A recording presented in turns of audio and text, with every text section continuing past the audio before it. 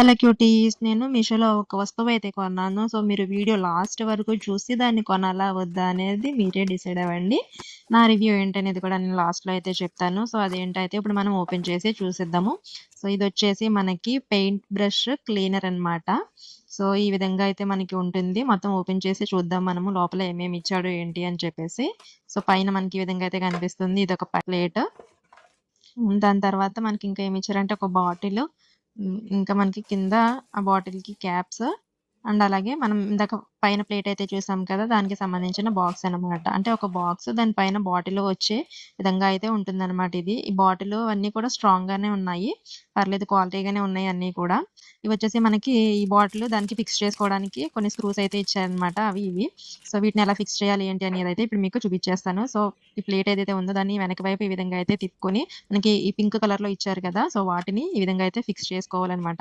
So, first నేను పైనుంచి పెడదామని ట్రై చేశాను గానీ అవ్వలేదు. సో, అలా కాకుండా మీరు కింద నుంచే ఫస్ట్ దానికి ఆ రబ్బర్ క్యాప్ ఏదైతే ఉందో దాన్ని అటాచ్ చేసేసి, దాన్ని ఈ విధంగా పెట్టుకొని కింద మనకి స్క్రూలయితే ఉంటాయి. వాటిని బిగించుకోవాలనమాట. ఈ పెద్దదిచ్చారు కదా! Spring type screw.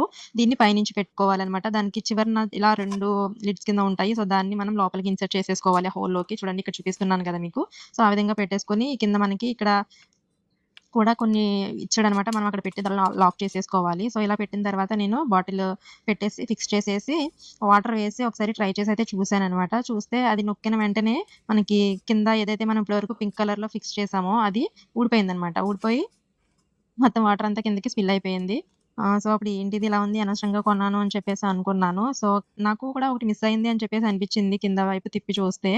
సో, అదేంటి అనేది మనం ఇప్పుడైతే చూసేద్దాము. సో, మనం ప్లెయిన్ సర్ఫేస్ కాకుండా ఎత్తు పల్లాలో పెట్టామనుకోండి ఆ వాటర్ అనేది బయటకి కూడా వచ్చేస్తుందనమాట. అట్లా పైనుంచి కారిపోయి.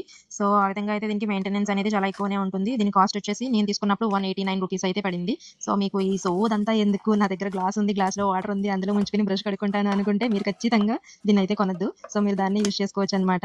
నేను ఇంక ఎలాగో కొనేసి వాడేసాను కాబట్టి దీన్నయితే ఉంచేస్తున్నాను. సో, మెయింటెనెన్స్ మాత్రం చాలా ఎక్కువగానే ఉంటుంది. దీనికన్నా గ్లాస్ ఆఫ్ వాటర్ యూజ్ చేసుకొని బ్రష్ అనేది క్లీన్ చేసుకోవడం చాలా మంచి పద్ధతి. తెలివైన పద్ధతి. ఇంత ఇబ్బంది పడక్కర్లేదనమాట. సో, లేదు నాకిది బావుంది, నచ్చింది అనుకుంటే మీరు ఖచ్చితంగా అయితే తీసుకోవచ్చు. లింక్ కావాలని అడగండి. నేను లింక్ అయితే మీకు కమ్యూనిటీలో పోస్ట్ చేస్తాను. సో, ఇక్కడ నేను నొక్కుతున్నాను చూడండి. ఇలా నొక్కినప్పుడు ఆ కింద అది పడిపోకుండా వాటర్ అనేది కిందకి వెళ్ళిపోవాలనమాట. సో, అలా కాకుండా ఫస్ట్ మనం ఇలా నొక్కితే అది పడిపోతుంది చూడండి. ఇప్పుడు మీకైతే చూపిస్తాను. సో, అది అలా ఎందుకయింది ఏంటి అనేది కూడా మీకైతే చెప్తాను. సో, ఈ విధంగా మనకి అందులో బాటిల్‌లో ఉన్న వాటర్ అయితే ఆ విధంగా అక్కడికొచ్చి మనం ఇలా నొక్కిన వెంటనే అలా కిందకి వెళ్ళిపోవాలనమాట.